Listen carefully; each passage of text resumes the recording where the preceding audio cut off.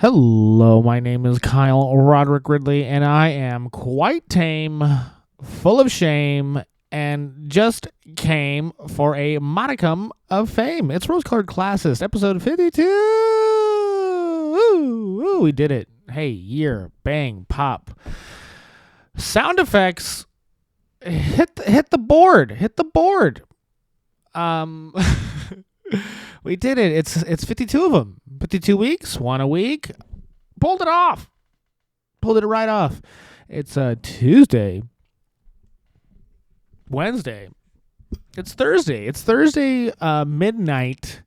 Recording it now. You know, when I originally started doing this podcast, I said new episodes every Friday. I told everybody. I said new episodes every Friday. And I think I'm gonna fulfill that promise. I think I'm really gonna stick to my word. Yeah, man. Dude, I mean, doing a podcast for a year, you're gonna be late. I think, by the end of it, by the end of the 52, I think I might even owe you one.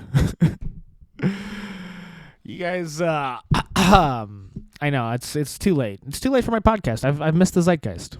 It's too late. I started a podcast a little late. Yeah, I just waited till everyone knew that they needed one before I got into it. I made sure the market understood the necessity. I'm a late investor. Yeah, man. Let's start buying Apple stock now. Let's do it. I fucked up. And I have a responsibility. That's why we're gonna change the show now.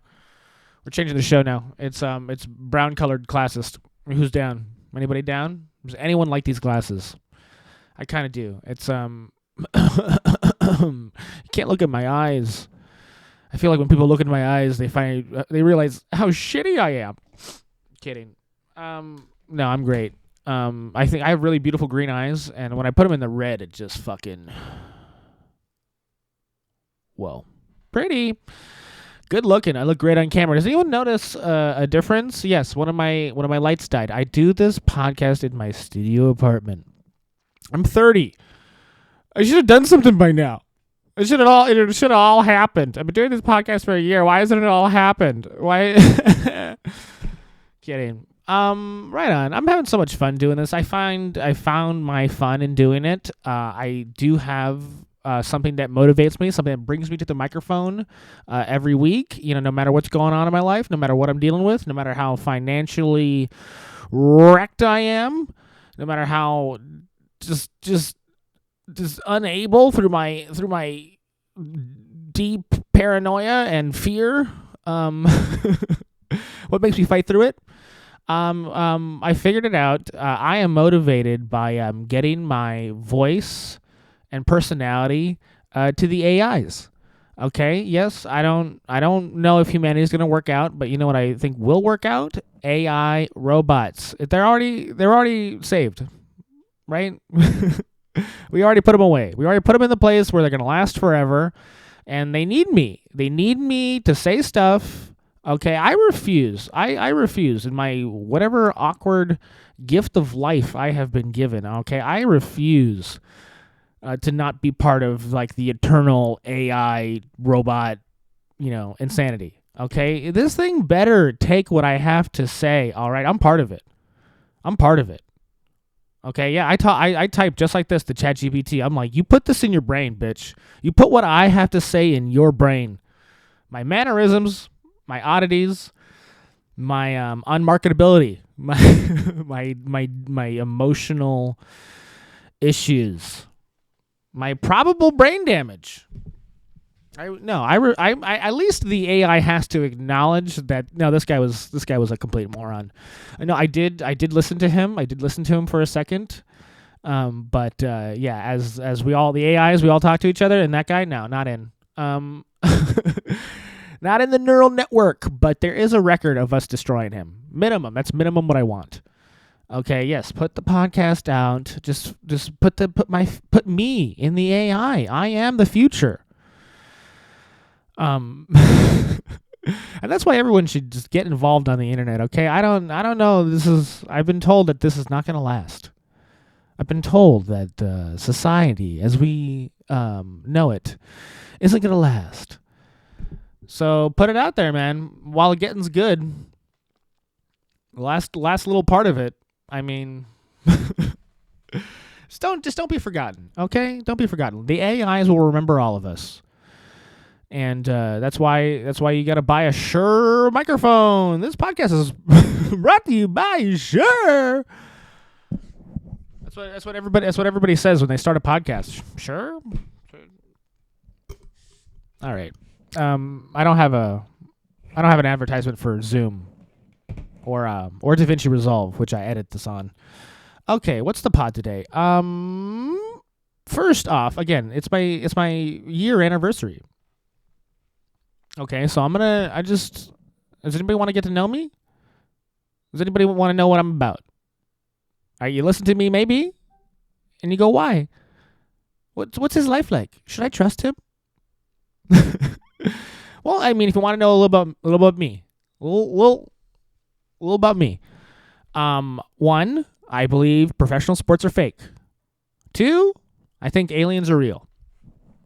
All right, that's a base. Start with me there, okay? I'm obviously very emotional and not that smart, okay? I will listen to anybody, but I will also say anything, really. If I'm entirely honest, I have a belief about people in general, at large. I think people are far more likely to hurt me than help me. But on the other hand, I do think that they're more likely to tell me the truth than lie. Okay? That's how I think. That's how I think about everybody. All right? And and when we get into, dealing with everybody, all right, I believe hard work, redundant phrase. But I also believe things should be easy. Okay? I am incredibly jumpy, but I got a lot of courage. All right? I'm willing. I'm scared. I'm so scared. If anybody ever comes and surprises me, I freak out. Okay? One day someone's going to barge into the studio apartment telling me to shut the fuck up. And I'm going to scream.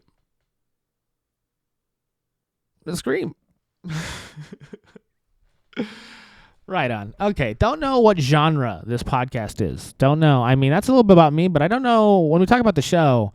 Don't know what genre I'm going for. I mean, I've been talking about it, quite a few times about how I think the whatever this is doesn't make no sense. But I've been trying to sum it up to people. Get someone asks about me what's it like? Can I be on it? This is what I say. I'm like a Bill Burr, Tim Dillon, Theo Von, sort of thing. And that's what we're doing. That's what I think. That's the angle. If I'm going to put myself in a Venn diagram, put myself in the box. I think this is odd. I mean, look, I still have the odd color screen behind me. Maybe I'll change it. I'll be honest. I could not, some people put a video back there. Look, my computer will explode. All right. I need to make a lot more money. I need to buy a new computer. All right. And no, I will not set up any way for you guys to help me. All right. I don't know how to make money on the internet, but I'm just going to, once I get 1,000 views, maybe I'll put a little bit of work into it. Until then, I'm monetized on Instagram now, guys. I did it. Right on. My 50s are going to be where I really shine through. Right on. I do smoke pot. I do take nicotine. I do drink a little bit of beer. I'm super sensitive about driving drunk, so I don't drink a lot. Yeah, just typical drugs. All right, nothing crazy. All right, I'm not some maniac. I'm not pilling. No pills. No pipes. No pills. No pipes. No snorts. I mean, look, I've done it. I'll not do it again. I've never done meth. Who?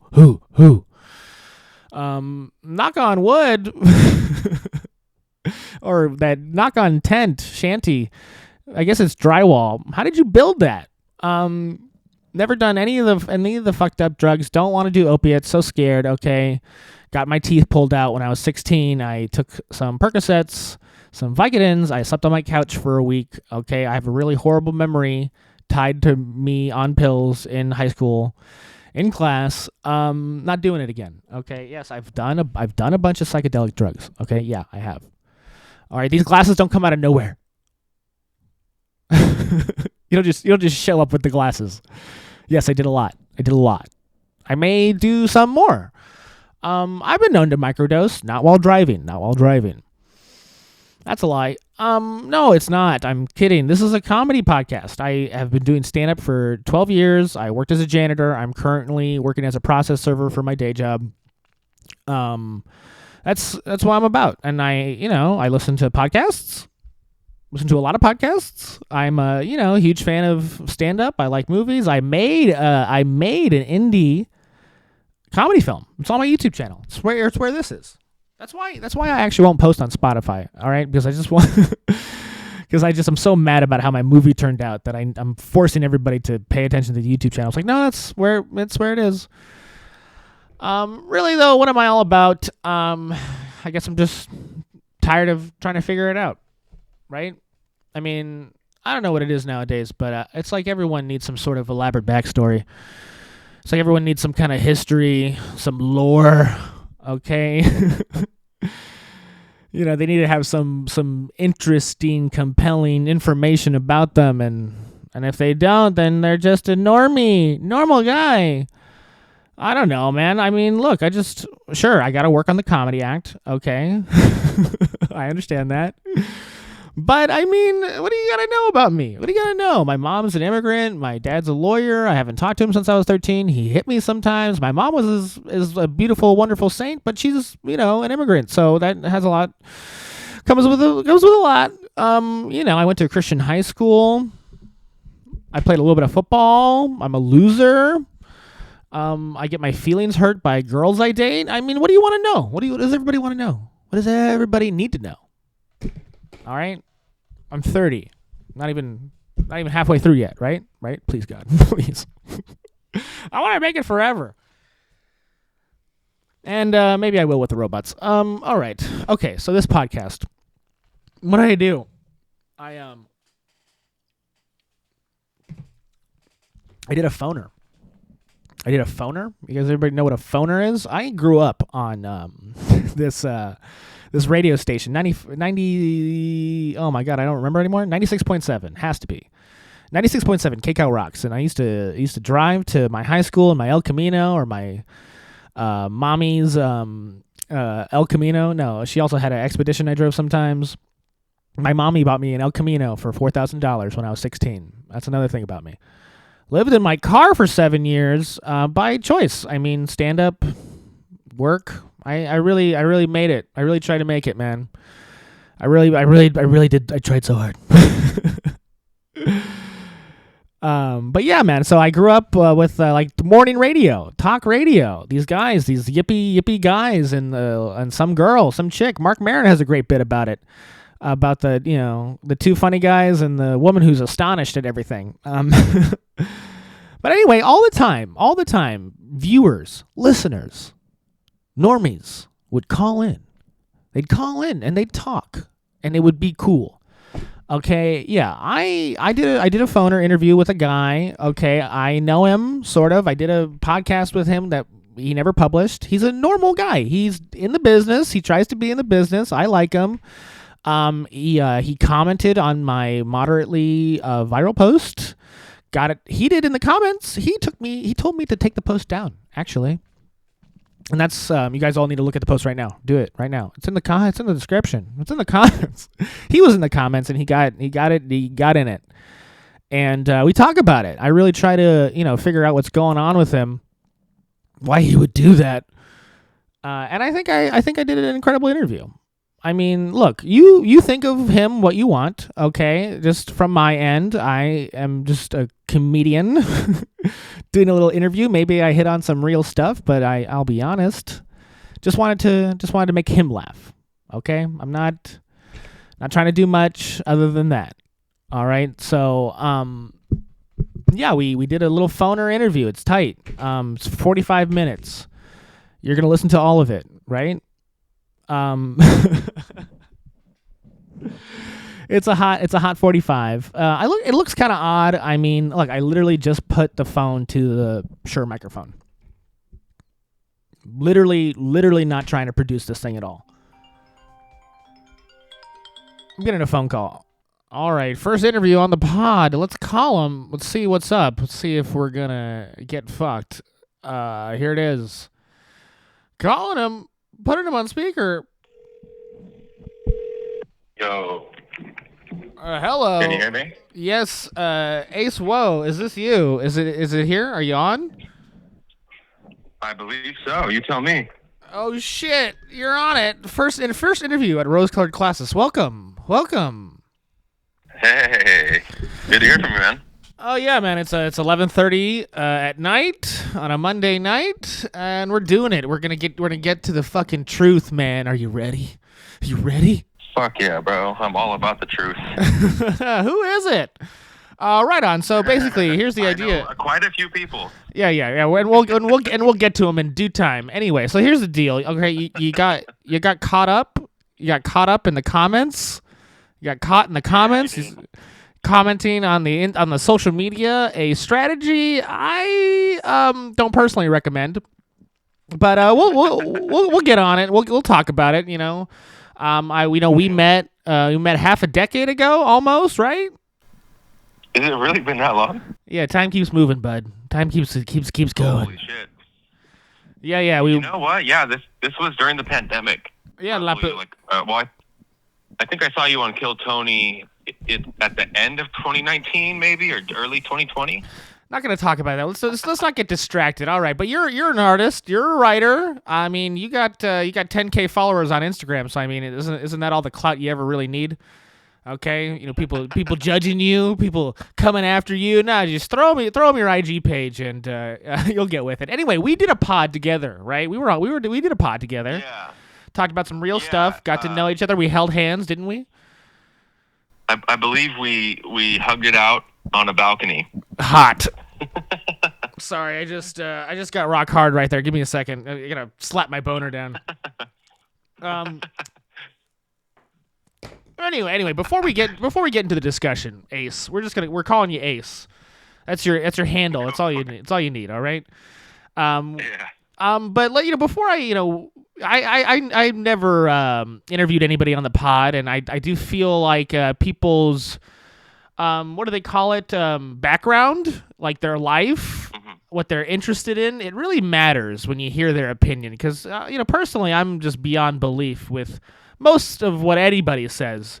So I got to get to let's see what actually motivates them. Let's see what's actually interests them. And once you know that, maybe we can figure out more about why you think the things you do. You know what I mean? So please, Ace, whoa it up. Tell me what fucking gets your rocks off. Get your kicks. Well, let me tell you what really grinds my gears here, Kyle. No, I mean, as far as current events, right? I'll say three things, and we don't have to get too political, right? We're not gonna fight about it, but I personally was of the impression in the lead up to the 2024 election that if Trump won, I told people three things would happen: he would crash the economy, he would start abducting people, and he would initiate World War III. It took all of 5 months for me to be proven correct. And I say me, but really these are things that I hear, through the grapevine and in my own analysis of what other people are saying, experts, right? Because I'm no expert. But as far as my background, I am of Mexican descent. So like these ICE raids, for example, piss me the fuck off. Excuse my French. Su español. But yeah, and un poquito. You speak Spanish, don't you? Yeah. My mom was born in Guatemala. My step grandfather born in Colima, Mexico. I've worked in a lot of kitchens. Anyway, let's keep going. Keep going, Ace. Yeah. Well, so I mean, just in general, I'm apolitical. fuck the Democrats, fuck the Republicans. But right now, it's really seriously fuck the Republicans. Mm-hmm.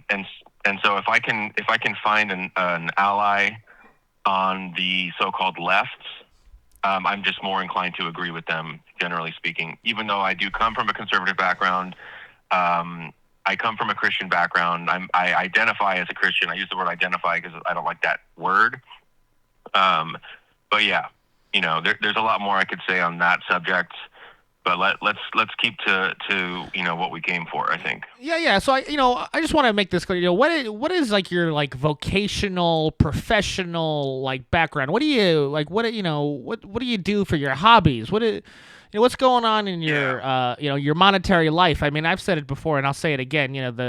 Our value as human beings has seemed to be boiled down to a dollar sign. Okay, intrinsic value I've given up on entirely. Yeah. It seems like the whole, world order is just built on a fucking, pyramid with an eye on it, or whatever is at the back on the dollar. But so tell me that, and then we'll start getting really into this thing, Into the nitty gritty. Hey, love some wordplay. Love some wordplay. Oh God, yeah, keep going. That's why we like each other. Yeah, it's my act. So I think that if anarchy were more likely to be effective, I might be an anarchist. But as far as like what I do to survive, yeah, it's like create things, be creative. Music is my primary passion. I would say writing, journalism. I kind of took a step back from the journalism for several reasons that I won't get into. But yeah, I don't know, man. Kind of mixing it up, kind of dibble dabbling in different pots and pans and puns. Yeah. Okay. All right. Right on. So you're basically making a way for yourself, doing the like production side of art. You're making posts. You're managing accounts. What? Because I make my money as a process server.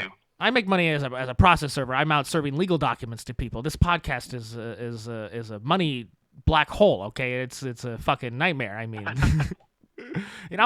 still part of the real world, day jobbing it up. Okay, I know, and when you're in the grind, when you're in the fucking, you're at the bottom.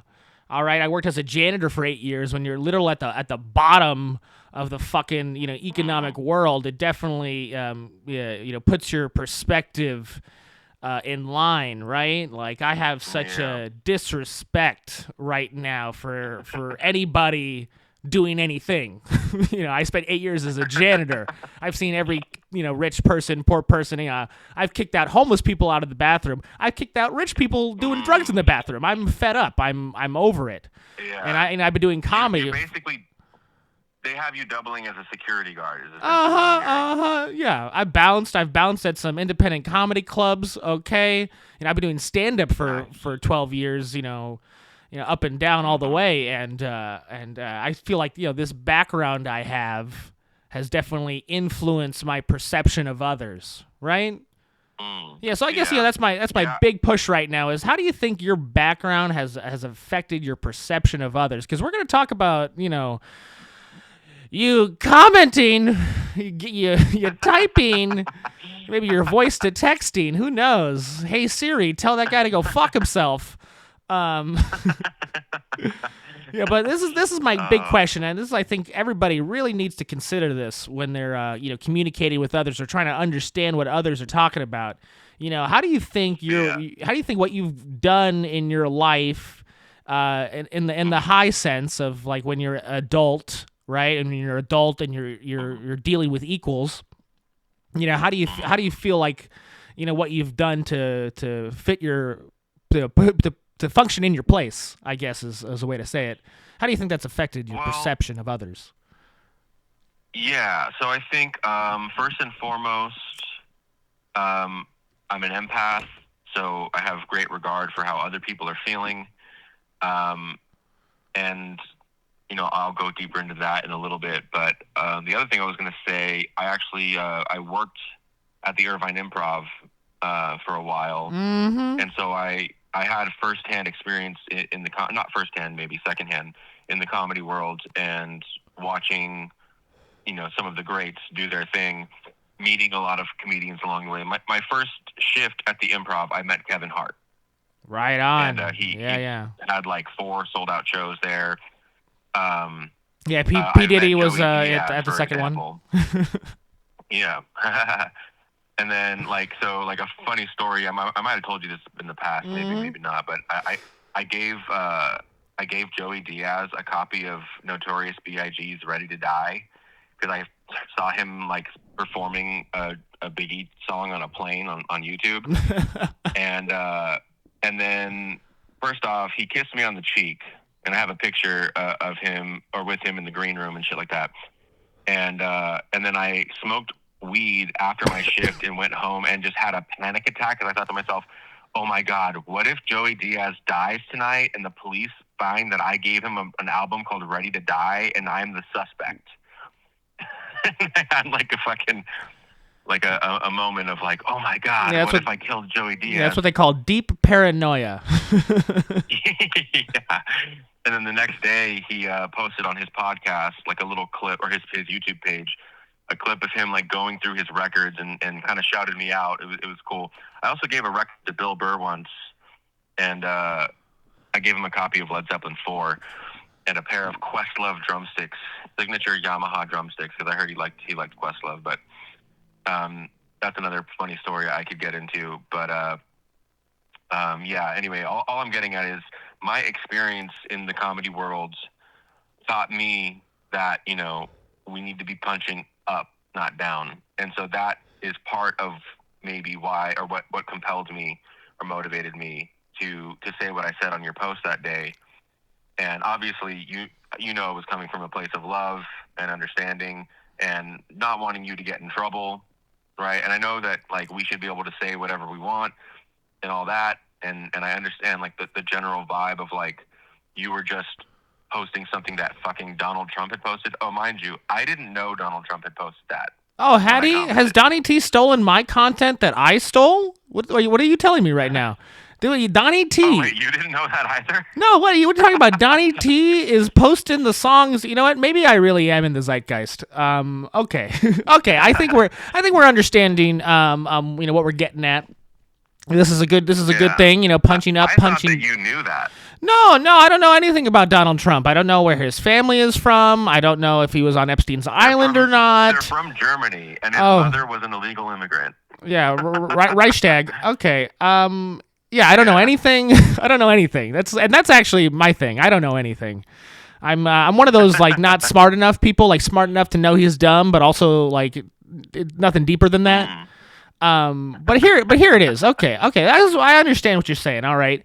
Now, first thing I want to figure out, okay, because this is what a lot of people are obsessed with, and I've been known to listen to the Joe Rogan Experience every now and again. Okay, and what that bald fucking short fuck, what he says is that you should never get involved in the comments, okay? And I hear you talk about it, and you referred to your comment on a social media post. You referred to it as something you said. Now, from my perspective and from Joe's low angle, already messing up the words with it. Yes, from Joe's upward-looking perspective, he would actually make a complete a differentiation between these things. Like a comment on the internet is not something you say. Now, but this is an interesting thing we're talking about. I don't know whether I'm dumb. I don't know. I couldn't tell you if it's one or the other. Yeah, it's something I wrote, but it's kind of semantics. Right? Okay, yeah. So you think it's a semantical conversation? You don't really think that people talk in. You think the way people talk on the internet isn't the way they talk in real life? Oh, certainly. People are more brazen on the internet, and I'll call a fucktard if it comes down to it. Yeah, and but not in real life. If I'm face to face with somebody, I'm going to be polite and respectful. Oh, really? Do you feel like you wouldn't have talked in the comments if you were to have met this person in real life? I mean, let's just say, let's say it's a given that person in real life definitely wouldn't have said something like that either. That's a real crazy person to do something, to instigate you. We'll put the post in the description, and you'll realize Ace is an innocent figure in this, that he was attacked. He was attacked by the mob. You'll figure that out for yourself. But you got to engage in the post, and get me those ad dollars. Anyway, so okay, this is an interesting thing. Mostly be posting GIFs. Back-to-back GIFs. Yeah, I do GIFs in real life. Okay, if someone tries to talk to me, I say nothing and they make a pose. You walk around with a monitor on your head that just flashes GIFs. Yeah, there's an interesting character only in GIFs. Yeah, there's an interesting character in the comedy scene right now. His name's TV Head. I've seen him go up. He puts a TV on his head, takes the XLR microphone and plugs it into him. Yeah, stop watching this podcast right now and go look up his content, please, viewers. No, don't stop. Okay. Don't go away. Okay, this is don't do it. I'm trying to let you limited viewership. Maybe I'll try can't afford to lose those people. Yeah, 30 of them, 12 and a half, 6 robots and a cat. No, let me just get you figured. I'm trying to key you in on my perspective anyway. I say something like that pretty flippantly, but maybe a part of me means it. Because I don't know if what we put on the internet is even meaningful. You know what I mean? I don't know. I understand it's a business. I understand it's a form of communication, but maybe from my perspective, it's sort of like a bit of a game. You know what I mean? Yeah. Like a PlayStation, like a fucking Xbox. Like I know in my head, like cognitively, like okay, I need viewers, I need clicks. What gets clicks? Yeah. Other people's viral content. What gets clicks? A song from the Schrodinger's cat. Yeah, a song from the 80s that it was already popular, that evidently is so famous that Donald Trump already knows it. You know what I mean? And dancing and clipping, and I in my head I justify the comedy part of it by the lines I parody at the end. I add my own little parody at the end, and maybe it's opinionated, maybe it's not. And I guess in my head I justify it. But I look at that thing I made, and in a way, I do believe it probably should not exist. Like I don't know if I believe any content on the internet should exist. I don't know if it has. Do you know what I'm saying with that? Yeah. Well, I mean, we apply meaning. So, like in the Buddhist sense, there is no meaning, but like Buddha is not real. So. He's a statue with a magnet in it. No offense to my fellow Buddhists, but yeah. Okay. He's a magnetized statue. Okay, all right. Now saying that, right? But then we shift to stand-up comedy, right? We shift up to comedy, right? I have such a reverence for comedy, and I respect it, and you obviously do too. And when you talk about punching up and punching down, I maybe am feeling nihilistic about the internet, but And World War III. No. I feel, what's the opposite of nihilism for that? I feel real optimistic about World War III. I feel hopeful, really. Okay. I'm kidding. I'm being contrarian. I'll tell you my real opinion in a second. Okay. You'll take the rose-colored glasses off, and yeah, I wear these all the time now. I'm out of my mind completely. Nice. I love it. Yeah, completely psychotic. When you take them off, is everything just blue or? I don't know. I can't really see without them. My mind goes blank. Yeah, I have like one of those like fake blindness. You know what I'm talking about? Where it's just like in my head. It's like some kind of psychosis from trauma. Or it's like a visual Pavlovian effect, like you need the glasses on just in order to process anything. Yeah, you take them off. Yeah, I'm autistic. You start salivating. Yeah, right on. I'm a dog. I have the intelligence of an animal. Okay. Now, do you know the Bomb Bomberon song? And do you think that song, maybe even made in the 1980s, do you think that's punching up or punching down? I mean, do you want to talk about You think that the Beach Boys recorded Bob Bomberan in the 80s? That's from the 60s, man. Well, the parody song that I posted on the internet. Made in the 80s? I Yes, thought that was that's like an AI thing. no. It's a parody song from 1980s. It's made by the Virginettes. Hold on, I'm gonna look it up on my phone and then. Yeah, I'm gonna look it up on my phone. Who's it? I'm calling you an idiot, and I'm the idiot. Wait, hold on. You're not in the microphone right now. You gotta save that what you said. I'm gonna have you repeat that. All right. I'm gonna have you repeat that. It's by Vince Vance and the Valiants. No way. Uh huh. Uh huh. So say that. So say that one more time for the microphone, please. Oh, I said here I was calling you an idiot, and meanwhile I'm the idiot. Yeah. Well, you're ignorant, which is different. Yeah. If every Ignoramus. if every idiot's just ignorant, then I don't know. There has to be some deep meaning to it. But okay, so do you feel like so you thought it was AI? Ooh, this is an interesting development. Yeah. Yeah. Okay. I figured it was like, some shit that Donald Trump saw on Truth Social, and then he just like very stupidly shared it. Mm-hmm.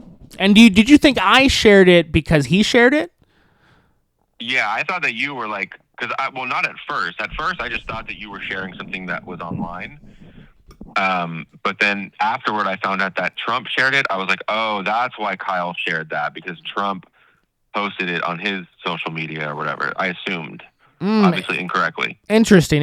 All right, and let me just say from my end, okay, I am barely chugging along. I have put no thought into anything I've been doing. Okay, I have taken no moment. I have made no plans. I'm riding on the seat of my pants. Your pure instincts and whimsical whims. What's the word there? Your pure whim. Yeah, ignorance, stupidity, idiocy. Really. Okay, all right. Now knowing this new information, okay. Now knowing this new information, let's play a commercial and then we'll get right back to it. Okay, are you ready? We're gonna play a commercial and then we'll talk in 1 second. Okay. And we're back. So back. Nice. All right. So moving on. Now this is an interesting pivot. Now the U.S.'s relationship with Iran. Okay, who's up? Who's down? Who's punching?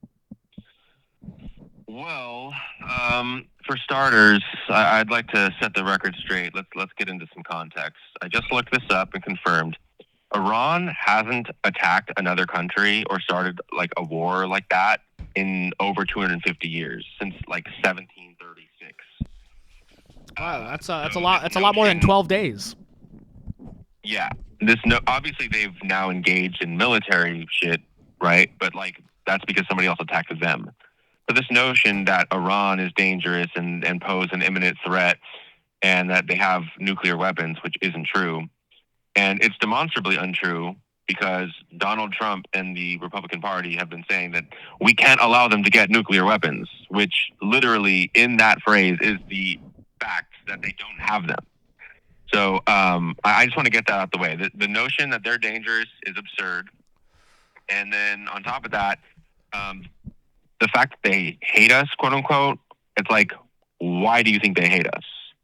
We go over there, we invade their land, we kill their women and children, and impose imperialism on all of their neighbors as well. Yeah. Obviously, they're going to hate us. And they have their own have their own plans for their own women and children. All right, they got their own ideas about what they should do with them, for sure. And I'm not an isolationist, but not in the sense that I don't think that we should be aware or communicating with our neighbors or our foreign whatever countries. But I am an isolationist in the sense that, like, okay, let them do their thing. If it doesn't affect us, then just they're going to do what they're going to do. It's not our job to save them or give them democracy or some fake idea of democracy, which, by the way, we did in the the 1950s. It's the 50s. Okay, 1953, I think we went over there and overthrew their government. So yeah, it's just like it's just so weird to me that all of the America First people are also rah World War III, and all the small government people are cheering on some of the most heinous government overreaches in history. So that's my approach on it. And people are going to call me woke. They're going to call me left or liberal or whatever the fuck. I don't identify or associate with any of that shit. I just identify and associate with the truth. Which brings us full circle to where we started. Yeah, and that's interesting. Now, question: do you think my Instagram post emboldened any faction or grouping in this dynamic you're setting up? Oh, it certainly did, man. I mean, you saw the way that these people came after me simply for essentially saying. I mean, to be fair, I did like suggest that you take it down, which is like a form of censorship, you could argue. But obviously, I wasn't trying to censor you. I was just merely saying, like, hey, this might not be the time to be like making light of this because, you know, essentially we're all in danger. Yeah, 1980 was not the time to do it either. Let's just make that clear. There is no right time for a parody song. Okay, there's no morally objective, functional, I mean, practical. on paper, it is funny on paper, but then like when literally we just bombed them, like, you know what I mean? Like, I just didn't want because I have friends who are Iranian, and I wouldn't want them to see that, and then now they have this notion of who you are as a person, not knowing that you're actually like a total sweetheart and probably like a peaceful man, I would assume. I have beat up 3 crackheads in the last 3 years. I will say that. 1 per year. Wow. Yeah, Pretty good ratio. maybe 5 years actually. Only 3. 3 for 3 on crackhead. And that's beatings. the only violence I've committed. Is that fair? Okay. That's fair. I mean, I'm sure they deserved it. A little bit, not too much. I could have ran away. I could have got away. I'm a real human being. Anyway, moving. I'm joking. that's what we're talking about. Now, okay. So you think? Now this is interesting. Iranian people, right, in America, around the world, or Persian, whatever the word. Persian. I know a lot of Persian people. I don't know many people going around telling others they're Iranian. Not around where I grew up anyway. No one was like, I'm Iranian. They were like, I'm Persian. It's different place. Yeah. Well, here at the studio at Lawanica where I'm at, we actually, one of our clients. There we go. That's what we're talking about. And she came in wearing a shirt that says, I love being Iranian. And like, obviously she's being supportive of her community and whatnot. But then, like, on the way out the door, she's like, I should probably take this shirt off. Like, and she said, like a Valley girl, too, right? I just probably should got to take that shirt off. Shit says it was like, basically, she was like, this is like a target on, not even on my back, on my front. Yeah, this is interesting. There's real life shout out Sarah Safai, by the way. Shout out Sarah Safai. Yeah, this is the exact demographic you need to expose her to. All right, I'm so sorry. You're gonna get, I don't know, unsolicited dick pics. Who listens to my podcast? I'm sure there's some kind of maniac. I'm sure there's some kind She's gonna get a dick pic from a cat. Call back. Anyway, right on. Okay, this is an interesting thing. Should we, when we talk on and speak on the internet, I guess from my perception, again, I'm sort of gamified about it. I'm sort of like, it's a money button, right? I'm supposed to make videos. I'm supposed to make videos that catch on, and fuck whatever they mean, fuck whatever they say, just make it hit the fucking lottery, right? Dude, that was the one thing about that video that I was like, because I actually looked back at your page and I thought you took it down, or I couldn't see the post. I thought maybe you took it down, but then I was like, man, that was probably the most viewed video Kyle's posted in a minute. Yeah, it's embarrassing. It's pathetic. It's so fucking dumb. It's so dumb. Well, I made a black and white. I made a black and white, fucking artiste stand-up comedy movie. All right, and I have 220 views on fucking YouTube. Okay, I'm beyond it. I've done the artsy. All right, I've done the little cool reels. I mean, the other video I have is like 60K, and I think I have a few at 15, and it's pathetic, and I don't often do it. It's because I'm producing it myself, and I have a life. For Christ's sake. Well, that's the thing about posting something that's controversial. It's like, that's what's going to get the clicks and the people commenting and bickering and blah, blah, blah. And like, part of me almost wants to just like low key like sell my soul and just become like a Nick Fuentes type character. Oh yeah, and see, just go out there I have the same complaint about like, guys like Matt Walsh and Michael Knowles, and they exist in or this. Dave Rubin. Yeah, Dave's He's Rubin. probably full of shit too. Oh, Yeah, he is full of shit, but no pun intended. Yeah, someone took a bite out of him. That Rubin guy. But what I mean is like, imagine pulling the Colbert move, just pretending to be like a Fox News pundit, and then just like generating all this revenue from idiots, and then turn around after you like sell a bestseller, and then at the end just be like, psych, thanks for all your money, you dumbasses. Yeah, I mean, it's the economy feels like a fucking like a GTA, you know what I mean? It feels like goddamn Skyrim. I'm like shooting at fucking, evil spirits. and now all of a sudden I'm ethereal. But then imagine all the hate you generate from the left, and then you turn around and be like, actually, I'm more like aligned with y'all. And then they would just like take it. You'd be a media darling. Well, I think this is another reason why it did catch on, at least for a little minute, modicumly. I made up that word. Is because at the end I say I do my little version. It's like bomb around because we can, or whatever. However I sounded, and then Israel needs more land. Which is almost like it's almost just like triple satire at this point, right? I mean, the internet, it's like a fucking infinity mirror of content and ideas. Yeah. And everything becomes so... Yeah, anybody who thinks Israel needs more land was like, yeah! And anyone who like knows you're kidding. Yeah, it's like, sarcastic. Oh, Kyle. It's sarcastic. And then anybody who like is mad at the IDF right now was like, fuck you. Yeah, because he thinks like, oh, he's seriously saying that, or... Even the joke, and people even think that's not even funny, right? It's like what I'm doing is not even comedy. It's sort of just it's sarcasm. Sarcasm isn't what verbal diarrhea. Lowest form of wit. Someone said some Brit. I don't know, bundle of sticks. Yeah, that's I've heard that said before. That like wordplay or puns is like the lowest. How'd you say it? The lowest form of wit, or whatever they say. Whatever they I've use heard to that demean before. me. Yeah, and I gotta say, that is total bullshit. That is bullwit, if you ask me. Okay. I guess maybe I see their point now. Maybe I'm actually falling on their side a little bit after you just did that. You just hang up on me. I love the PHONER, by the way. I mean, this podcast makes no sense. I do want to shout out the PHONER, right? I grew up on the morning radio, Opie Anthony bullshit. Maybe that's why I'm so mean and nobody gets it. It's I love talking on the phone. Yeah, and also the sound of the phone too. It just sounds there's a different. It's like you're talking to something different. The lo-fi. Yeah, it's like a person, and the person, but it's also like a different version of them a little bit. Going back to the internet, I guess. You just gave me a great idea, actually, because like I've thought about. Obviously, I did literally film a podcast, but I never ended up putting it out with you. Yeah. And I filmed others and all that, but like the thing is I actually. Two reasons why I don't want to pursue that path. One is I just don't really like being on camera or like watching myself. And two is like the amount of work and effort that it takes to edit and then like backlog things and stay on top of content is just like, honestly, even just the thought of it is exhausting.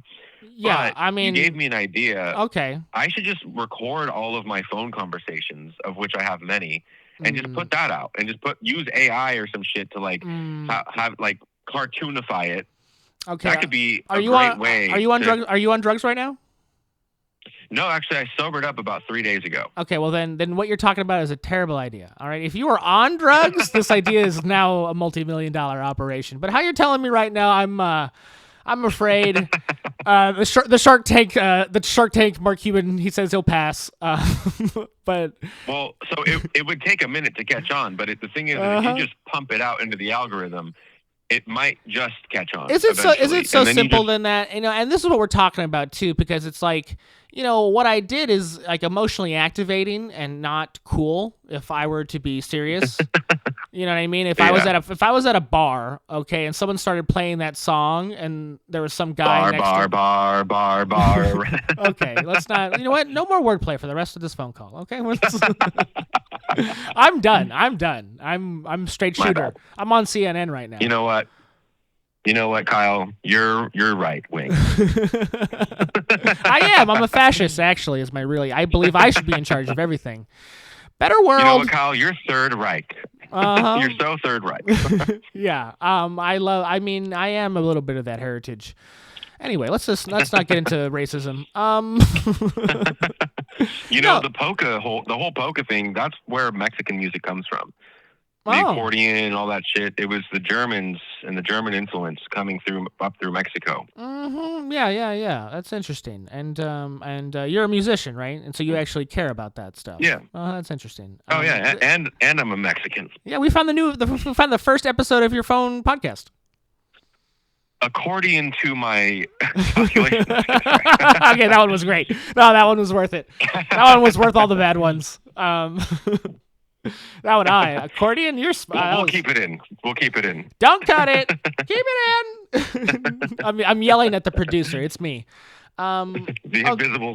Your producer is a cat. My producer is actually my Dalmatian. My Dalmatian, who is not. Nice. Yeah, he's not interested enough in what we're talking about. He would have something to say if he was fucking awake right now. It's 12 o'clock. I just picture him wearing spotted sunglasses.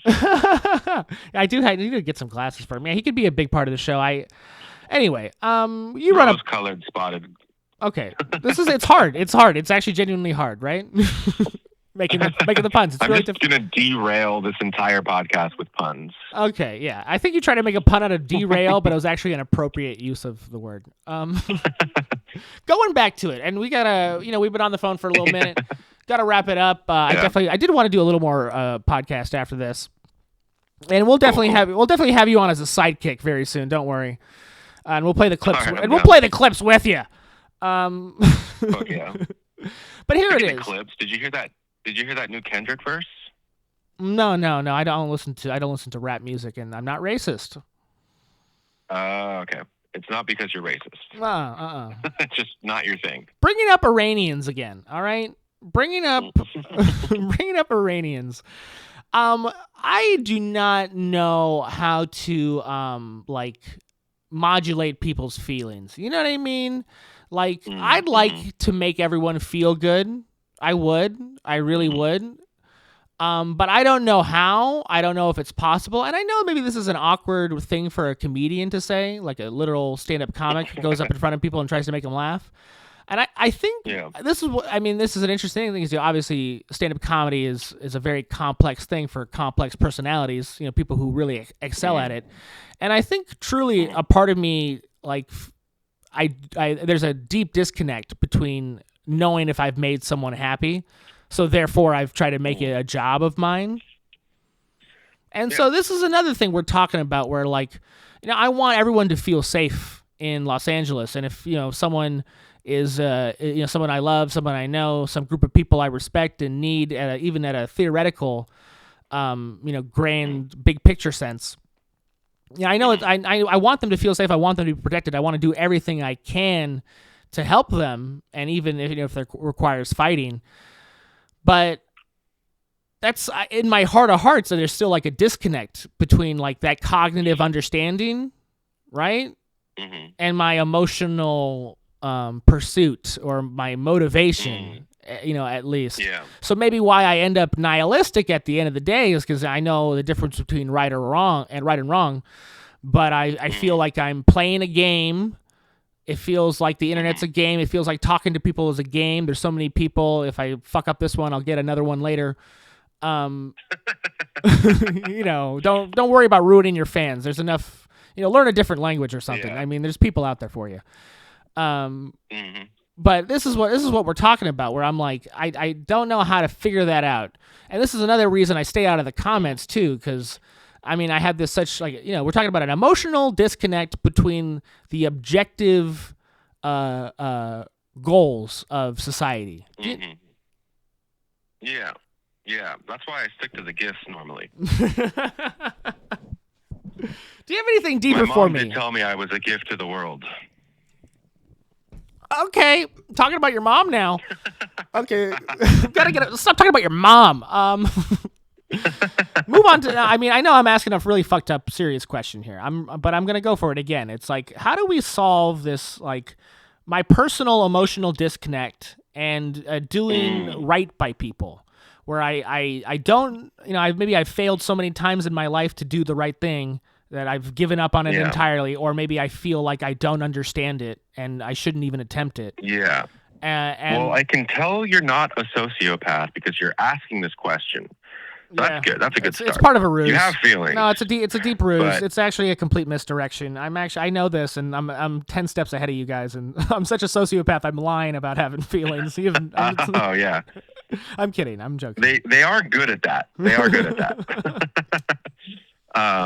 That's another story for another day. But you know, I don't know, man. I try to just like give back a little bit. Like I have a friend who runs like a nonprofit, and like Wednesdays they give back to the homeless and stuff. I try to like donate my time there, and even on days that I'm not really feeling like doing it, you know, it's like you got to just get out there and do it.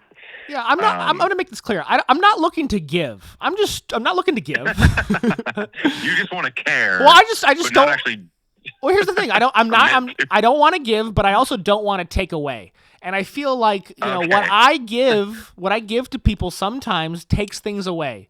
Right? I mean, I can list out the, you know, personal conversations I've had with others, you know, my dealings with strange comedians that maybe I have, you know, more than an opinion about, or I don't even think about, my interactions, my customers, the people I give legal documents to. This is what I'm trying to like figure out. I was like, how do I not take away from people? And if something I post on the internet takes away, I mean, what a tragedy, right? It looks like I'm gaining things by the followers and the likes and the comments, but maybe at the end of the day, I am like taking away from, you know, the good of society. I mean, as long as you take 2 steps forward and only 1 step back. Okay, where'd you get that? Where'd you get that from? The Platitude Plateau? What kind of fucking nominal saying is that? No, I know it's a platitude, and you're right. And thank you for the advice, and I appreciate it. But I'm a comedian, and I'm gonna keep pushing you. Don't say, what do I do? How do I fix it? How do I fix my life? How do I not hurt people all the time by my words and my actions? If MAGA had anything to say about it, they would tell you that you need Jesus. So just get a little Jesus in your life, and that'll be everything, and then you can go rah, you know, Israel. Mm-hmm. Well, that's where we need him. Actually, we need Jesus over in Israel. You've been listening to the podcast, right? I've been railing about how the only reason we're even having war in Iran is so Jesus can come back. Exactly. That's the fucking part about it, is these idiots don't realize that they're damning themselves. Yeah, they're not going to get taken up in the rapture. Yeah, those are bad guys. Donnie T and... Okay, I'm glad you bring that up, Kyle, because this is some more context I'd like to offer to your listeners. The rapture is not a biblical concept. The verses that supposedly refer to it happen after the tribulation period, which is like arguably what we're enduring now.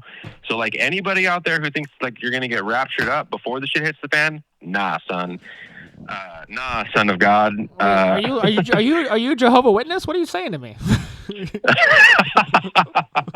No, I like I said, I identify as Christian, but then again, so do Jehovah's Witnesses. But, oh no, it's so confusing. Yeah, it really is, but it's also not if you just read the book.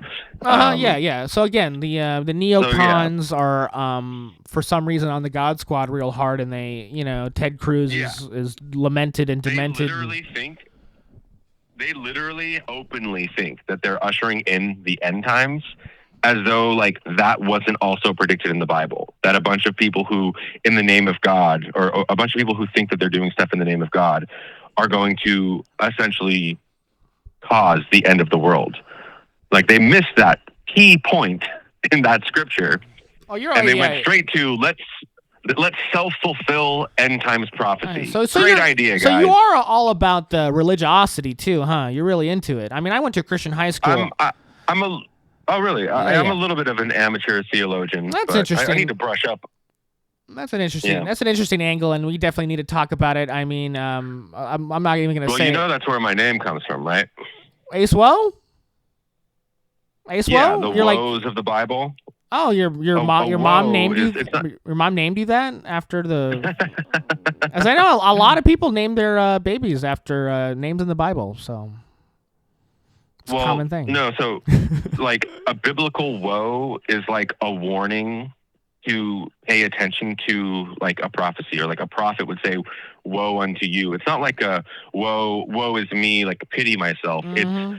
It's highlighting the fact that like we're facing unprecedented times moving forward. The more we move forward into human history, we're going to be faced with some shit that was predicted in the Bible. So that's all that is. There's other meanings to it as well, but on the surface, I guess, is what I'm saying. Yeah, that's interesting. So you're like into like gamer tags and like Reddit usernames. No, it's an interesting part of the culture. I'm just making it fun. It's interesting, and I'm into it. Now maybe you know what? Here's what we're gonna do. We're gonna take another commercial. All right, one hot commercial, sexy commercial. One to titillate and tatillate and really break all the rules. Do wrong. There better be a commercial for Trump Bibles. Yeah, that'd be really funny. Yeah, that's I've done a little bit of sketch comedy for the commercials. Definitely hard for the production value, but I think of them all the time, and they're written down. And once I get some money into this bitch, we're really we're really gonna go to the races. But yeah. Anyway, I want you hawking Bibles and getting a cut of that sweet Bible profit. Yeah. No pun intended. Oh yeah, profit. That's a good one. Classic one. Great one. One that works. Good job. You remembered it. A lot of comedy is about recall. Okay, taking a commercial, and then I'm gonna ask you one last question. All right, you into it, Ace? All right, I'm down. All right. You're gonna do the ad read next. You know that, right? You know you're gonna be part of the ad read. Okay. You know you're gonna have to do the ad read with me. Yeah, it's already. You already have it. You don't have it? Okay, hold on. I'm kidding. Oh wait, did you really send me one? No, I'm fucking with you. There's no ads, no sponsors. What? I'm opening my phone. Yeah, I'm gonna Zell you. Okay. I gotta put it on my taxes. All right. Commercial. Yeah, well, he's saying actual like political, like, you know, it's like most of these people. You know how like at an office job you go, what the fuck do you do here, right?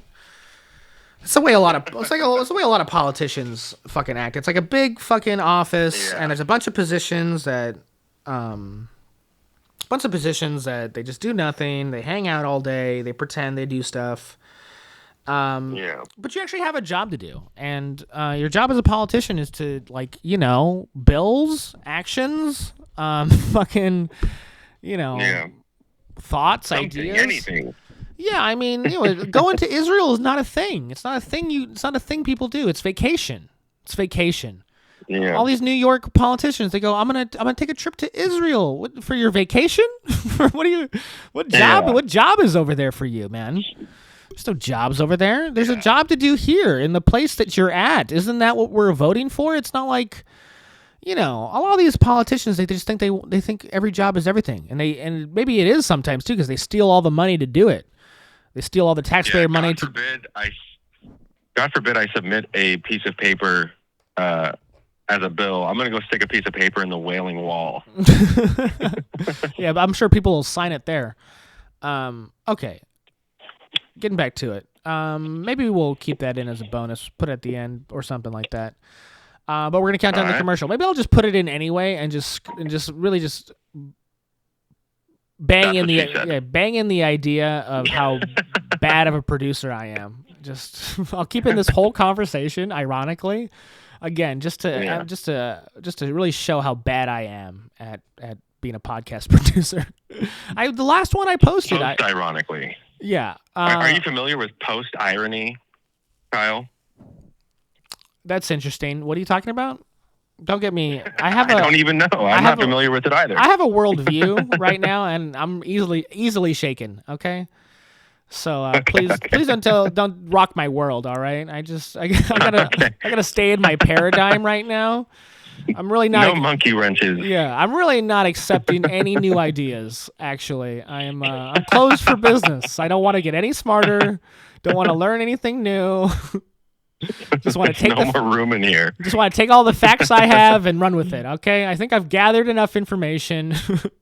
And if you start telling me other shit, I mean, you know, we're not going to move forward. You might just explode. Yeah, I mean, or just like get hopelessly distracted. I'm on a path. You know, you got to pick your path, and you'll see tons of stuff on the way that might be, oh, it's new, it's exciting. Oh, there's wolves here now. Maybe that's, you know, I don't know. Whatever. The analogies aren't perfect. I'm not a fucking storyteller.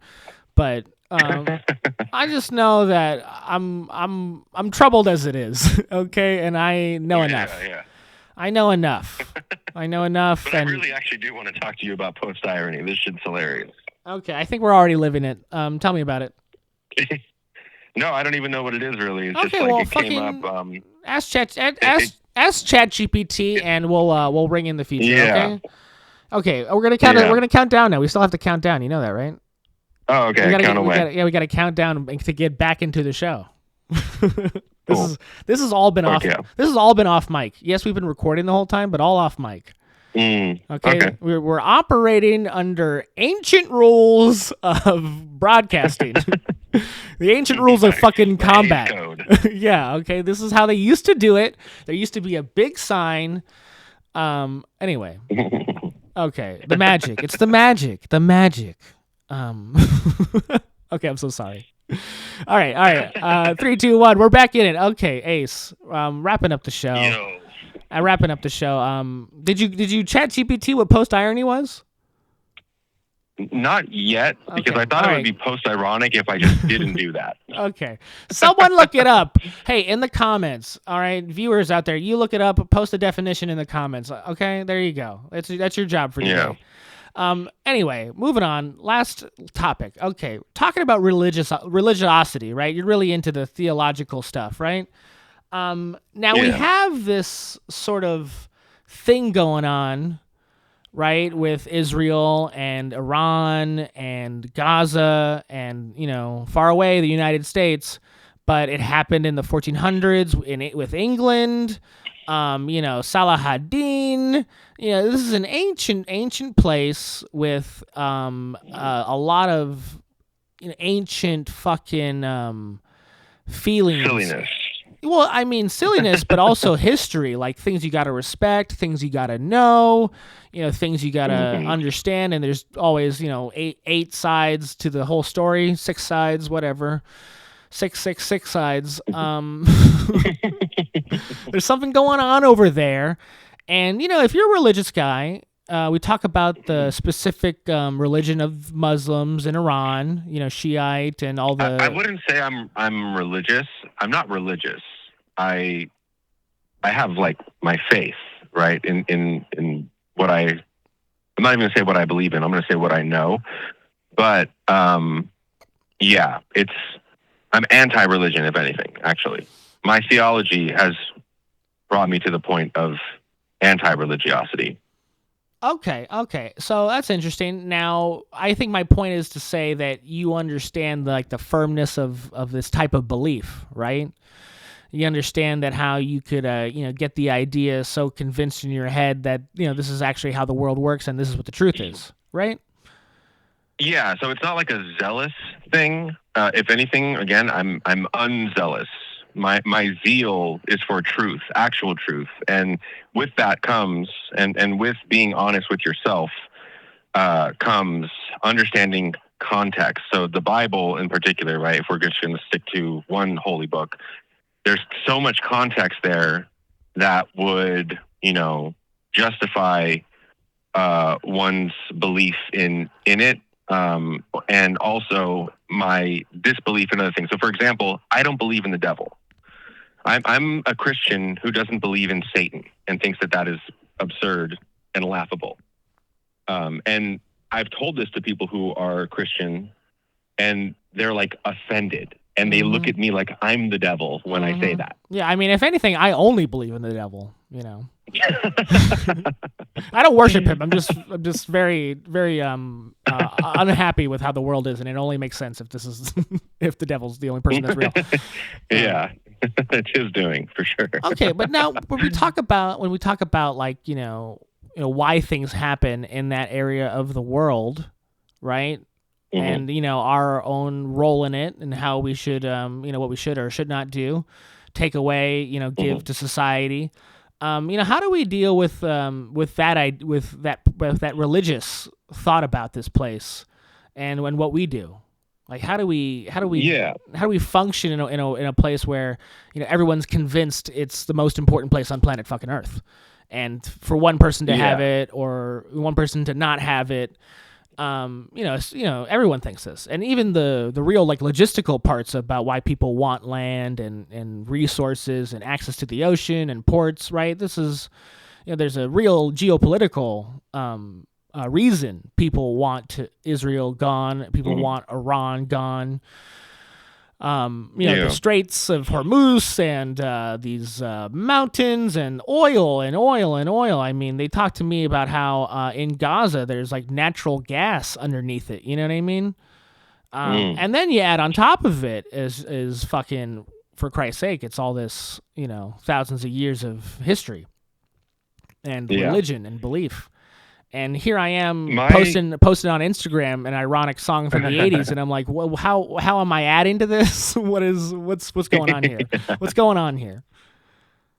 Well, I would say that you kind of touched on a little bit on my approach, because we were talking about like adding to or taking away from, and I said like 2 steps forward, 1 step back is acceptable as long as you're not doing 1 step forward, 2 steps back. But yeah, what it comes down to for me is like, am I putting love out there in the world? And if something that I do or say or act upon is not based in love, then I'm at fault, more than likely. And so that's why I find it to be pathetic when I hear people who claim to be Christian calling for the murder of women and children in a foreign land that they've never been to and know nothing about. Because it's like, okay, you think that you're defending the people of God by calling for the death of people who have no power, no money, no food, hardly even have clothes on their back. That doesn't make any sense. You've already lost the battle. But, obviously there's so much to be said about this. I don't even really know where to begin or where to go. That's interesting. I really, I'm right on with it, and if only I could feel love, then I'd be with you. I'm broken on the inside. Something happened to me. I am. It's impossible for me to feel any kind of appreciation or consideration. Is that what happened when your dad threw a hockey puck at your head? Okay, thanks, bud. Yep, we all want to remember that one. Yeah, I'm. Part of me is kidding, a part of me is not. But really, no, I got Where's hit. Red Band when you need the deep piano music? He's gone. He's actually he's replaced by a clone. He died of a heart attack 3 years ago. And Tony like a has Paul is dead situation. Yeah, Tony has gotten in touch with the aliens, and they've given him the technology. He had Elon Musk make him a Red Band prototype. Yeah. That's exactly, yeah. He talked to Tom Brady, and he got the cloning technology, and he killed Red Band. Red Band's dead. That Asian girl Red Band is married to is a robot, and she's a sex bot. Yeah, anyway, Nice. I was on the show 5 years ago. I went to Austin. I went twice. I went when they came to the LA Forum. They didn't put me up. Whatever. I'm not going to talk about it. I mean, let's get the numbers going. This is the issue. It feels like, everybody, you really, the people you want to talk to in the world need you to be some kind of asshole first. Can't get anybody's attention. Can't get anybody's interest. I mean, we talk about the mayor of New York, and it's like, he's being a bit of a jerk, straightforward, no nonsense. Everyone's mad at him. This is the hero. Yeah. And it's a difficult position to be in. And I really feel like you didn't answer my religion question, and I'm gonna blame myself. I'm gonna blame myself. I feel like I did a bad interview. I'm not finding the question. I'm a comedian. I'm not an interviewer. I don't know why all these podcasts have interviews. It seems insane. I feel like, is that the talent? Is that what you got good at, being in front of people on stage? Crowd work hacks. No. every podcast with an interview are just done by a bunch of crowd work hacks. Yeah. Okay, I'm sorry. Personal problem. No. Anyway, okay. I'm glad you kept talking, because I was about to further our little running gag here, and I was going to say, Zohran. Now that's a catchy tune. Hit his campaign. That can only go right for him, actually. Yeah. No, seriously, that's actually a good idea. I mean, to be fair, he's going to win, so he can't go wrong. Making a bet, and Can't we'll go, Ron. Okay, that one, the first one was better. But Okay. continue to workshop it.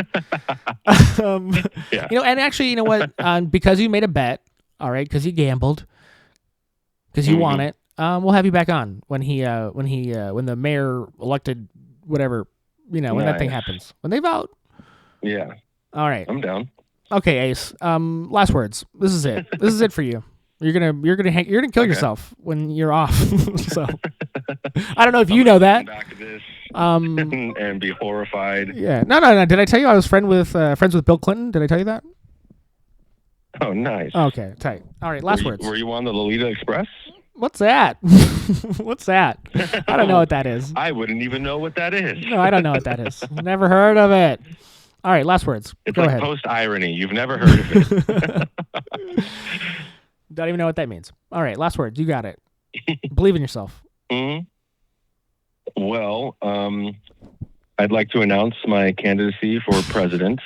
I'm 35 now, so I can officially run for office. And fuck Trump. And everybody check out Lewanika Records. Come record at my studio. I say my, but it's someone else's, but I'm here.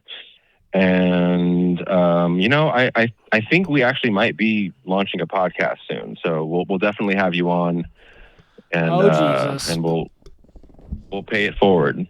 Nice. We'll pay it back and pay it forward. All right, paying me. We know it. Okay, Ace, keep it real. Keep it all real, and there's no joke to be made about it. All right, you got this. No. You got this. No, yeah. I was being serious. Yeah. What did you want me to do next? What did you want me to do right after I hang up this phone? What would you want me to do when we hang up this phone? What would you want me to do? Oh, just sing my praises. Wow, you're like a fucking narcissist or something, dude. I've talked to you for 50 minutes. I can give you a clinical diagnosis. It's over. It's over for you. Sorry. You need to start taking pills. Where are the pills? Ace? I don't think the pills will fix that, but. Okay. All right. Appreciate you, bud. Keep it real. All right. Love you, buddy. Hit me up later. He said he loves me? He said he loves me. Wow. Thank you. I told you I move with love in everything I do. I believe you. I believe you. I love you too. Yeah, you want to go out on a date? Okay, I'm sorry. Okay. I'm sorry. All right. Complete madness. Don't even know. I'm great at that, right? Talking to people. Was that a person? I know him. No, he had we're gonna show a picture of him. This is him. This is at prom. Did we show his prom? Did we do that? Okay, I actually think I've been really too loud on the phone, and it's only Monday, so I'll record the next part tomorrow. 12:30 on a Monday. Really disrespectful to the people. Yeah, he has a studio. Why don't I go to the studio? It all costs so much money. Everything costs so much money. It's really we really got next interview. Definitely got to get into it. I could not get his job out of him. Tell me if you make all your money doing cool shit, or you don't. Whatever. Everyone complains about wealth disparity. I think there's sometimes a lack of accountability in what people actually do for work, their life. He didn't have that. I wasn't listening. I'm a bad listener. That's what they say about interviewers, right? Okay. Yeah. Thank you so much. Keep going. I'm gonna do a half hour tomorrow. Don't even worry about it. Okay, and that was the phone interview. Did you like it? Was it interesting? Did the audio catch? I'm gonna find this out when I edit, and I'm sorry for everybody. But you gotta really pay attention when you try and talk to someone. Okay, and that's the lesson I'm trying to use as an excuse. Okay, I did really like I did really like talking to that guy. Please, anybody, call me. We'll do a fucking interview. Man. You call me. I'll buy a little USB-C to XLR thing, get you tapped in right, recorded right. Maybe I won't have to do it so silly, so dummy. But I'm just man. I'm so excited to talk to people. Every comedian is doing interviews, all right? But let's be serious. I don't want to talk to comedians. I don't want to talk to experts. You got something going on? Boring. Let me talk to somebody who's barely surviving, who can barely muster the courage to do anything. That's my kind of guy. Anyway, thanks to Ace. He should be really embarrassed about how that went.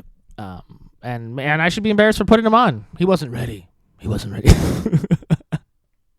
But I'm ready.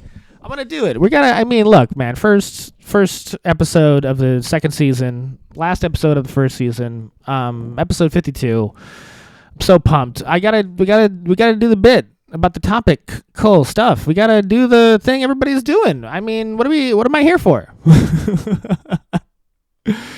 Yeah, we gotta do the New York mayor. All right, we gotta do the Zohran with the Koran. Okay, the moron named Zohran. Donald Trump told me to say that. No, I believe he's smart. That's why he's a communist. Is he? He's Zohran non-Donnie. That one's pretty good, right? Gotta get in the zeitgeist. If I don't do content about this guy, am I even here? Am I even on the internet? Really, these last couple of pods I've been really railing on Israel, but I feel like, yeah, man, I am sort of leaving out the Muslims, okay? And that's not right. All right, I have to express to everybody how much I don't like those people either. Really, they're so wrong. They're so wrong about everything. Muslims are so wrong about how the world should work. Really, I mean, first off, God doesn't want everyone named Muhammad. All right, okay, that's a prank. You guys are getting fooled. Right there with the that's a joke. That's the alien god Allah pranking you guys. I do believe God wants jihad and child marriage and woman dressed up like they're inside of a 1950s vacuum bag. I believe he wants that, but not everyone may name Muhammad. That's a rib. Okay, he's getting a kick out of that one. And really, I mean, Muslim culture, Middle Eastern culture. I mean, what's going on over there? Isn't it the UAE, Saudi? I mean, they're all royalty, right? It's like they all have a pope or something. It's like a pope-like system over there. I mean, I don't speak Arabic, so maybe it's all awesome, okay, and I just don't understand what they're saying and how tight it is. But sometimes, I look at that part of the world, and I feel like, what has happened to it in the last, 100 years has been super affected by, the Western world. Okay? I mean, look at Israel. We did that. Put it right in there. Drew up the borders. That's us, guys. Here's the lines. I don't know. So whatever culture those Muslim countries have right now, those Middle Eastern countries, Arabic, whatever, all right. I think it's because of all the things we did. Okay, it's been thrown off. whatever they were gonna do, we fucked it up horribly. So whatever they're supposed to be like, I don't know. Okay, I mean, really, what sense of modernity do they even have without us? I mean, look, what is the culture? Men wearing dresses and polygamy? We have that already here. we have that in America. I'm not impressed. I haven't read any of their books. I don't know anything they do, really. I don't listen to their music. I don't know anything about the Middle Eastern countries. I'm an American. So therefore I don't like them. Seems fair. Really. I mean, look, all the religious ideas. Is that what's left? Is that what's left about the culture? I mean, look. Fasting, no booze. Those are great ideas. Okay, you know what? Maybe I'm turning around. I do respect those. Those are good ideas. I mean, the 5 prays a day, that has value. Right? I mean, meditation or something, right? I need to be more educated on whatever's going on over there. But how am I going to get to it? I have to listen to the New York Muslims first. Okay. There's Muslims in New York I don't understand. Am I going to get all the way over to those countries? No, I got to figure out this guy. So please, let's, the primary mayor, play him. Put him on. It's Rose-Colored Glasses, episode 52. We're norming it up. Right back into it. You're not even shocked. Self-described democratic socialist. Do you think that billionaires have a right to exist? I don't think that we should have billionaires because, frankly, it is so much money in a moment of such inequality. And ultimately, what we need more of is equality across our city and across our state and across our country. And I look forward to work with everyone, including billionaires, to make a city that is fairer for all of them. Well, let me ask you about what Donald Trump, the president of the United States, has had to say. He's had a lot to say about your campaign. He called you a communist. Because he's the president, I want to give you a chance to respond directly to him. How do you respond? Are you a communist? No, I am not. And I have already had to start to get used to the fact that the president will talk about how I look, how I sound, where I'm from, who I am, ultimately because he wants to distract from what I'm fighting for. And I'm fighting for the very working people that he ran a campaign to empower that he has since then betrayed. And when we talk about my politics, I call myself a democratic socialist in many ways inspired by the words of Dr. King from decades ago, who said, call it democracy or call it democratic socialism, there has to be a better distribution of wealth for all of God's children in this country. And as income inequality has declined nationwide, it has increased in New York City. And ultimately, what we need is a city where every single person can thrive. You are a self-described democratic socialist. Okay, I mean, what an asshole, right? What a fucking idiot. What, democratic socialist? What is he doing? Give me a break, okay? I am an American. I am an oligarchical socialist, all right? USA. Really, giving us the thing to talk about. This is it. This is the issue. Ain't no other issue. Zohran? What's your name? I'm going to get it right. I'm right already. Okay? You're a guy and you mean stuff. You're cool. You're well-groomed. Didn't exactly like your laugh up top. Didn't exactly like her question. Her question sort of wrapped up in some context. From the virality of this guy. But right on. So this is what we're talking about. He's talking about equality, talking about class, talking about money. This is it. This is what we need to talk about. All right? Who's in it? Who's voting for him? I'm voting for him. Sending one in. Don't know how, but I will. I'll do it. Okay, to talk about it though, right? First off, I think a lot of these guys, who are gonna want to attack this person first. He's talking about equality. Okay, equity, maybe. Right on. And if you have thoughts about that, okay, just get in line behind Joe Rogan. Okay, Jordan Peterson's standing in that line too. All right, let their avatars, let their ideas go first. Okay, they know what they're talking about. But equality. I don't know. That's always seems like the word that is the confusing one. That maybe if you use a different word, maybe people would more understand what we're talking about.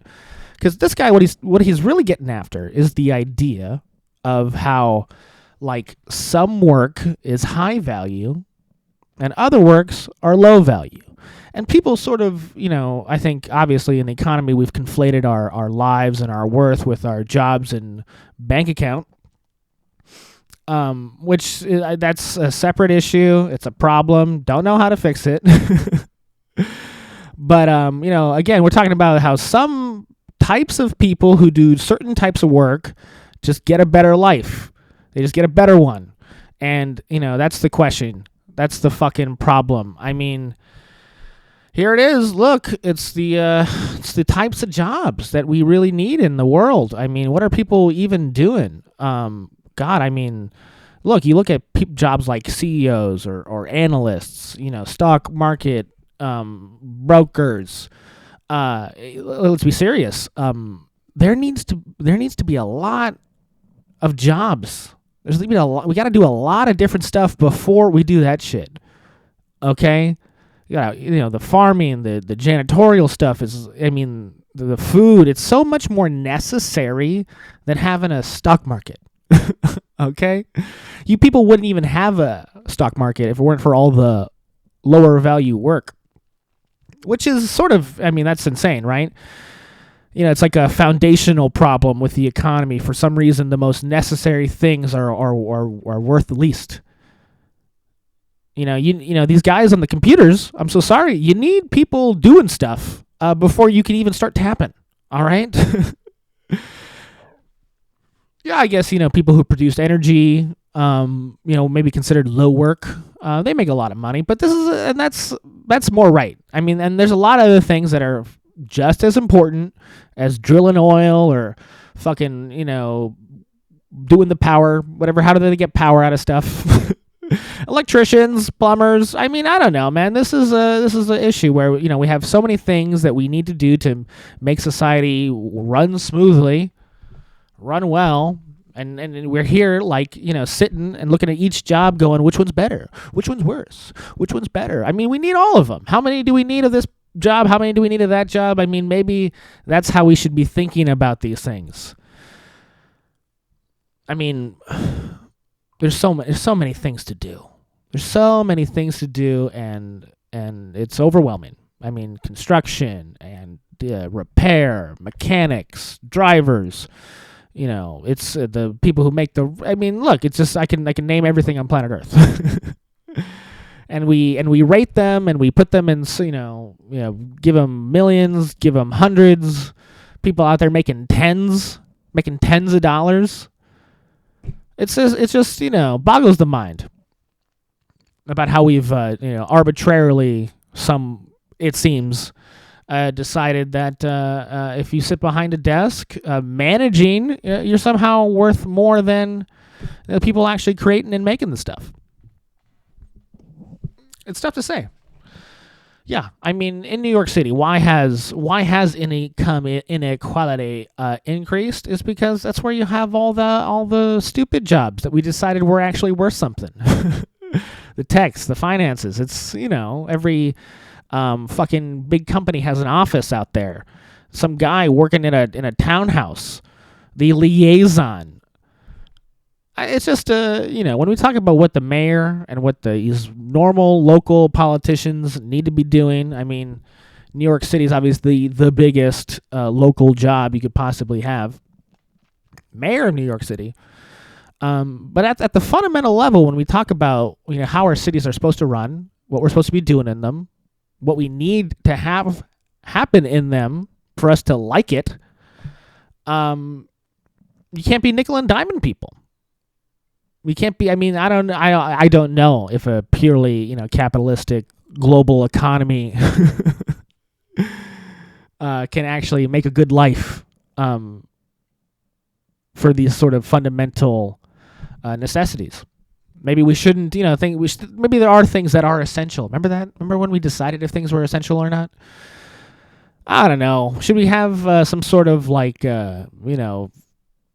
compulsory service for the jobs that are low wage but ultimately necessary? These are big questions. Obviously, we should be training people to be nurses and doctors. And how many do we really fucking need? How many do we actually need? Can we figure out the money based on how many we actually need and what we actually need to do to get them, instead of just spurting the money around and however we feel? Whatever we think, whatever we're betting on. Yeah, I mean, this guy's a Muslim. Didn't hear one thing about it. Didn't hear one little thing about him being Muslim. It's like it's not even important. It's like it's not even. Maybe it will be, but that's we're in America, man, and we gotta. Anybody giving out a good idea, give it to them. Let them run with it. Let them run with it for a little while. We all get to be a boss. We all get to be a boss for a little bit here in America, whether it's your own life, or I don't really know what I meant by that, but this is my 50-second podcast, so I can just do whatever I want, right? Freedom! I made it. I have nothing to prove to anybody. I really hope you liked that interview. You saw a different side of me. Obviously, I'm going to do it more. Should do it more. Maybe that's really what I should be doing. This talking to myself. Maybe I'm not good at it. I have little points, little digs, but life is very shallow without others, and maybe so is this podcast. Anyway, that was it. Holy shit, we're wrapping it up. No music anymore. I am trying to be copyright free. All right, 52 episodes of playing copyright material. I think I've had it. I think I learned my lesson. Try to have fun, but I think I'm pretty good at it. I'm pretty good at this. Let's keep doing it. Keep running it. All right, everybody have fun. Please go. Did you like my podcast? Okay.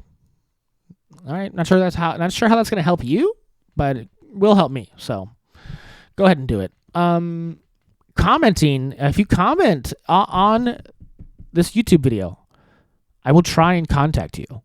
I will try and contact you and get you on the phone and get you talking. I got a lot of questions for you, bud.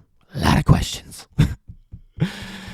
But I won't reply back in the comments. I talked about why in that phoner, but anyway, and subscribing.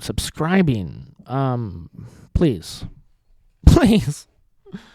I can't keep doing this. I can't keep asking you guys to do it and you not do it. It's so futile.